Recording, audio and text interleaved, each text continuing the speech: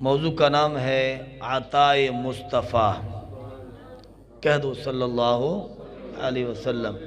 اس حوالے سے چند معروضات میں آپ کے سامنے قرآن و حدیث کی روشنی میں پیش کروں گا۔ دعا فرمائیں کہ اللہ رب العزت مجھے قرآن و سنت کی روشنی میں صحیح بولنے کی توفیق عطا فرمائے۔ اللہ رب العزت قرآن مجید اور فرقان حمید کے اندر ارشاد فرماتا ہے، اِنَّا أَعْطَيْنَاكَ الْكَوْثَرَ، بے شک ہم نے اے میرے محبوب آپ کو کوثر عطا فرمایا۔ اب حضرت ابن عباس رضی اللہ عنہ کی روایت کے مطابق، ان کی تفسیر کے مطابق آپ فرماتے ہیں کہ کوثر سے مراد خیر کثیر ہے،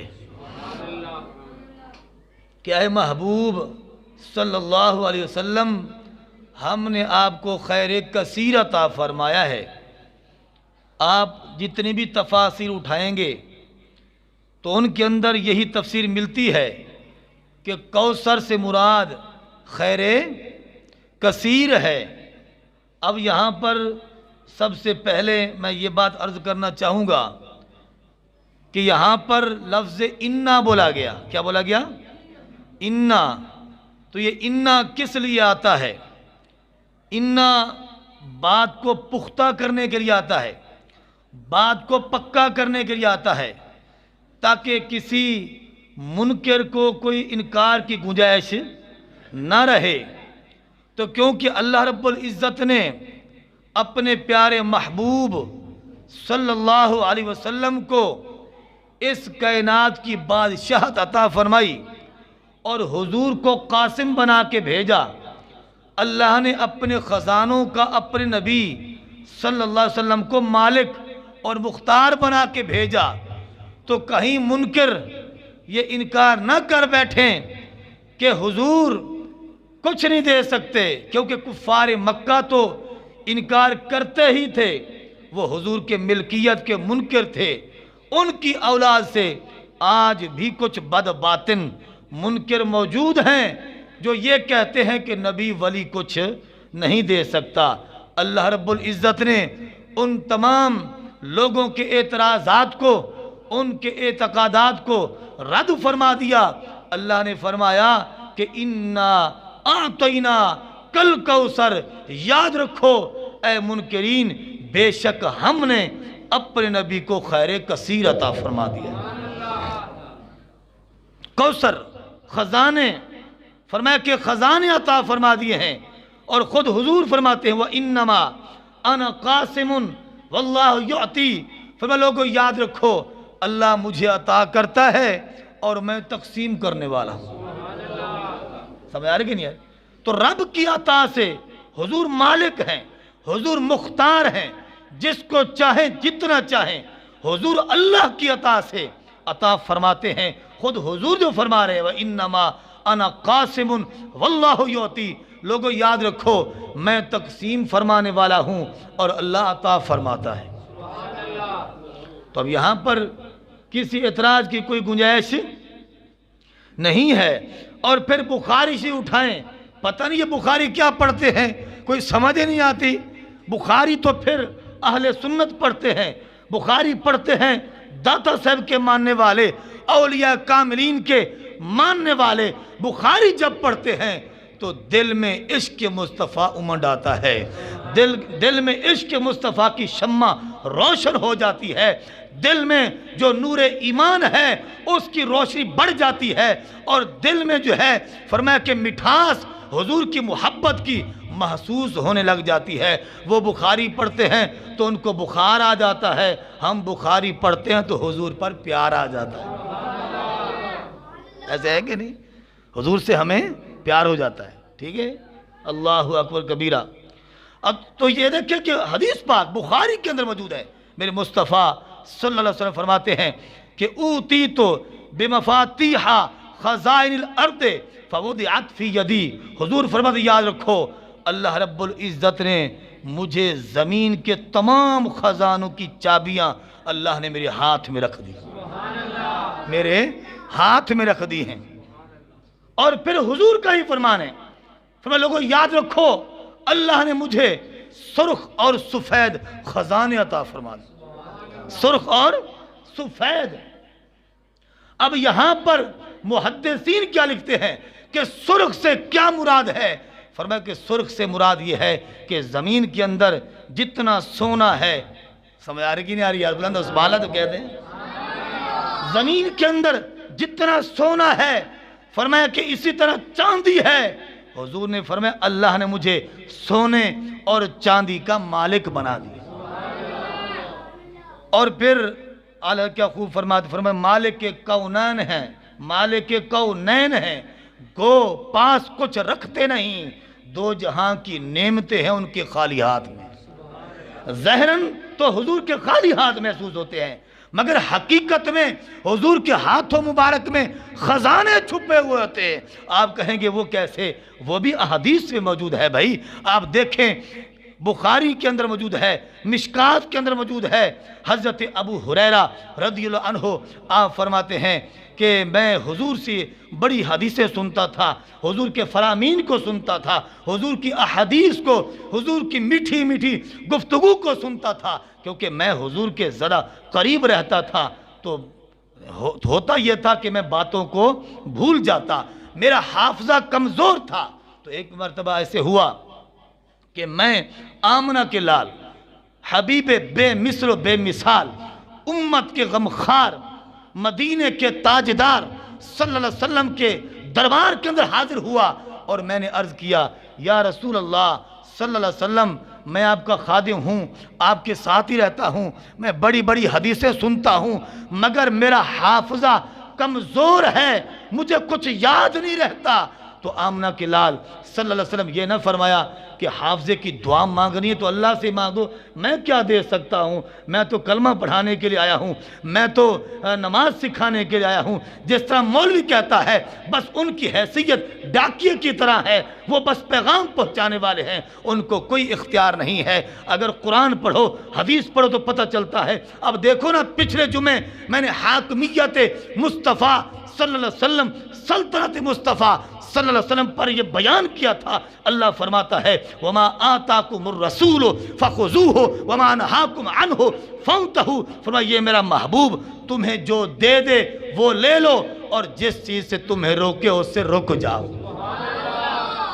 اور حضور، یہ حضور کی شان ہے اور قرآن کے اندر آئی ہے۔ اللہ فرماتا ہے فَلَا وَرَبِّكَ لَا يُؤْمِنُونَ حَتَّى يُحَكِّمُوكَ فِي مَا شَجَرَ بَيْنَهُمْ۔ فرمایا آپس میں جب مسلمانوں کا جھگڑا ہو، اے میرے نبی آپ کو منصف مانیں، اور پھر آپ جو فیصلہ فرما دیں اس فیصلے کو بھی تسلیم کریں، فرمایا تب جا کے یہ مومن ہوں گے، تب جا کے یہ مومن ہوں گے، ورنہ یہ ایمان نہیں ملے گا۔ حضور کے سامنے سر تسلیم خم کرنے کا نام تو ایمان ہے، ورنہ شیطان بھی خدا کو مانتا تھا۔ وہ علامہ اقبال رحمت اللہ کیا خوب فرماتے ہیں، فرمایا عقل کو تنقید سے فرصت نہیں، عشق پر ایمان کی بنیاد رکھ۔ اور دلی زبان ذرا بلند ہو کیا سبحان اللہ۔ عقل چونکہ چنا کے، کیونکہ یہ جو الفاظ ہیں یہ عقل کی بنیاد پر، عام لوگوں میں تو یہ چلا لو چل جائیں گے کیونکہ چونکہ چنا کے، مگر حضور کے دربار میں سر تسلیم خم ہے، جو مزاج جو حضور فرما دیں وہ حق ہے، سچ ہے۔ سورج مغرب سے طلوع ہو سکتا ہے مگر میرے مصطفیٰ کا کوئی فرمان کبھی جھوٹا نہیں ہو سکتا۔ آپ دیکھیں حضور فرماتے ہیں کہ اب یہ دیکھیں، میں حدیث عرض کر رہا تھا، پھر موضوع چینج ہو جائے گا۔ میں عرض کر رہا تھا کہ حضرت ابو ہریرہ رضی اللہ عنہ آپ حضور کے دربار کے اندر آتے ہیں اور آ کر عرض کرتے ہیں یا رسول اللہ، میں آپ کا وہ غلام ہوں جو بڑی احادیث آپ سے سنتا ہوں مگر بھول جاتا ہوں، حافظہ کمزور ہے۔ حضور نے یہ نہ فرمایا میں تمہیں کچھ نہیں دے سکتا، رب سے دعا مانگ، یار تو کیا کر رہا ہے، ایسی کوئی بات نہیں۔ حضور نے فرمایا اچھا، عرض کی جی ہاں یار سے، فرمایا پھر ایویں کر، ہن چادر بچھا۔ رب نے سبحان اللہ تو کہتا یار، تو عرض کیا حضور چادر بچھاتا ہوں، ایسے چادر اتاری اور حضور کے سامنے بچھا دی۔ بخاری کی حدیث ہے، حضور نے لپ بھرا ایسے، زہرن کچھ بھی نہیں تھا، زہرن کچھ بھی نہیں تھا، حضور نے لپ بھرا چادر میں ڈال دیا، لپ بھرا چادر میں ڈال، سبحان اللہ تو کہتے ہیں یار، لپ بھرا چادر میں ڈال دیا، پھر فرمایا کہ اب اس چادر کو سینے سے لگا لو نا۔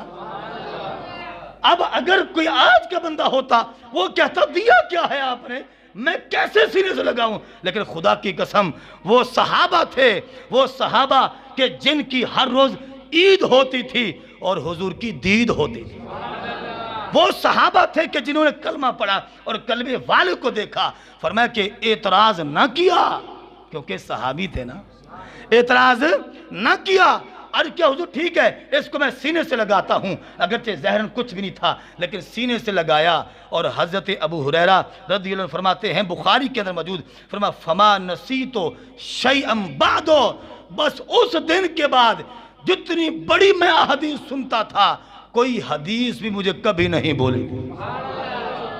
یہ ہے حضور کی عطا، یہ ہے حضور کی عطا، اس کو کہتے عطا مصطفیٰ صلی اللہ علیہ وسلم، کہ حضور نے حافظہ عطا فرما دیا اور حضور نے ان کو قوت حفظ جو ہے وہ عطا فرمائی، یہ حضور کی عطا ہے۔ تو پتہ چلا کہ مالک کونین ہیں، گو پاس کچھ رکھتے نہیں، دو جہاں کی نعمتیں ہیں ان کے خالی ہاتھ میں۔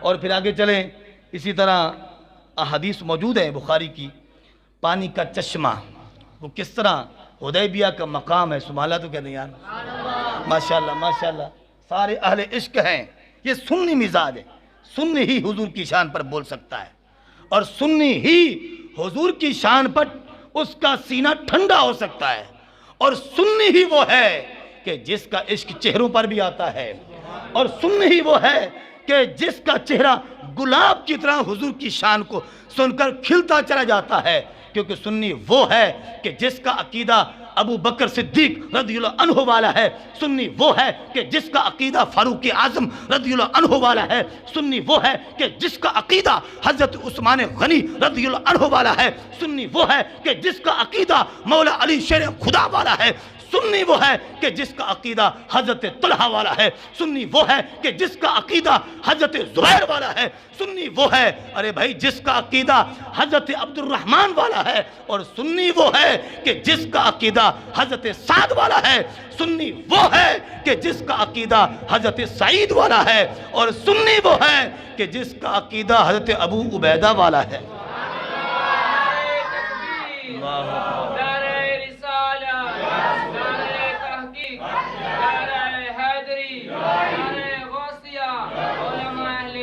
اپنا عقیدہ سنیں اور سینے کو ٹھنڈا کریں۔ حضرت جابر رضی اللہ عنہ، اگرچہ میں کیونکہ کئی دفعہ یہ حدیث بیان کر چکا ہوں مگر کیونکہ موضوع کے متعلق ہے، موضوع کے متعلق ایک حدیث سے کئی کی موضوع نکلتے ہیں نا، تو موضوع میں رہا عطا مصطفیٰ، عطا مصطفیٰ، اس لحاظ سے یہ حدیث بھی فٹ آتی ہے، اور بخاری کی حدیث ہے، حدیبیہ کا مقام ہے، وہاں صحابہ پیاسے ہو گئے، سواریاں پیاسی ہو گئی، اور حضور کے دربار میں آتے ہیں اور عرض کرتے لیس عندنا ماء، یا رسول اللہ صلی اللہ علیہ وسلم ہم پیاسے ہو گئے ہیں، ہمارے پاس پانی نہیں ہے، نماز بھی پڑھنی ہے، وضو بھی کرنا ہے، پینا بھی ہے، سواریوں کو بھی پلانا ہے۔ تو میرے مصطفیٰ صلی اللہ علیہ وسلم نے فرمایا کہ جاؤ کوئی برتن لے کے آؤ، صحابہ ایک برتن لے کے، اس کے اندر تھوڑا سا پانی تھا، حضور نے فرمایا قریب کرو، اس پیالے میں المختصر میرے مصطفیٰ نے یوں ہاتھ مبارک رکھا، الفاظ موجود ہیں فَجْعَلَ الْمَاءُ يَفُورُ مِن بَيْنِ أَصَابِعِهِ كَأَمْثَالِ الْعُيُونِ، بس حضور کا ہاتھ مبارک رکھنا تھا تو پانی کے چشمے جاری ہو گئے، كَأَمْثَالِ الْعُيُونِ، جس طرح کہ ندیوں سے پانی بہتا ہے، سمجھ آ رہی کہ نہیں آ رہی، اس طرح حضور کی انگلیوں سے پانی بہنے لگا۔ تو یہ حضور کے ہاتھوں میں خزانے ہیں کہ نہیں ہیں؟ اب دیکھیں صحابہ کیا کہتے ہیں، وہ پانی جو نکلا ہے حضور کے پیکر نورانی سے، ہم نے اس پانی کو پیا۔ مولوی جو کہتا ہے وہ بھی انسان تھے، ہم بھی انسان ہیں، اور پھر الزام یہ لگاتے کہ سنی ان کو انسان نہیں مانتے، بشر نہیں مانتے۔ او خدا دا خوف کرو، سنی جی میں حضور نو بشر مند ہے نا تو رہا پیو ہی نہیں مان سکتا، ہم حضور کو بشر مانتے ہیں، بے مثلو، بولو بولو یار بولو، جو بشریت کا انکار کرے وہ بھی کافر ہے، اور جو نورانیت کا انکار کرے وہ آپ پہ سمجھ لو ہیں۔ سمجھ آ رہی کہ نہیں آئی؟ ہم الحمدللہ حضور کو بشر بھی مانتے ہیں، نور بھی مانتے ہیں، لیکن ماننے میں فرق ہے۔ حضور نور ہیں، اللہ کی عطا سے نور، اللہ نے خود ان کو نور بنایا، اور حضور بشر ہیں تو رب نے ان کو بشر بنایا، مگر بشر میں فرق ہے۔ ہم بھی بشر ہیں، وہ بھی بشر ہیں، مگر وہ بے مثل و بے مثال بشر ہیں۔ ان کا مقابلہ ایک انسان تو کیا، کائنات کے سارے انسان مل جائیں، ساری مخلوقات مل جائیں، 1 سال کی نہیں، 2 سال کی نہیں، حضرت آدم علیہ السلام سے لے کر پھر قیامت تک آنے والی تمام مخلوق مل جائے، میرے مصطفیٰ کی صرف ایک انگلی کی برابری نہیں کر سکتے۔ سمجھے کہ نہیں آئی؟ حضور کی اتنی شان ہے۔ اب حضور علیہ السلام کی انگلیوں سے کیا نکلا؟ مولوی کہتا ہے میں حضور کی مثل ہوں، تو مولوی جسم پانی کڈھو پاکے کے پلی دے، بولو بولو یار تو نہ کی رہے تو سے خطاب کر دے ہو، پاکے کے پلی دے۔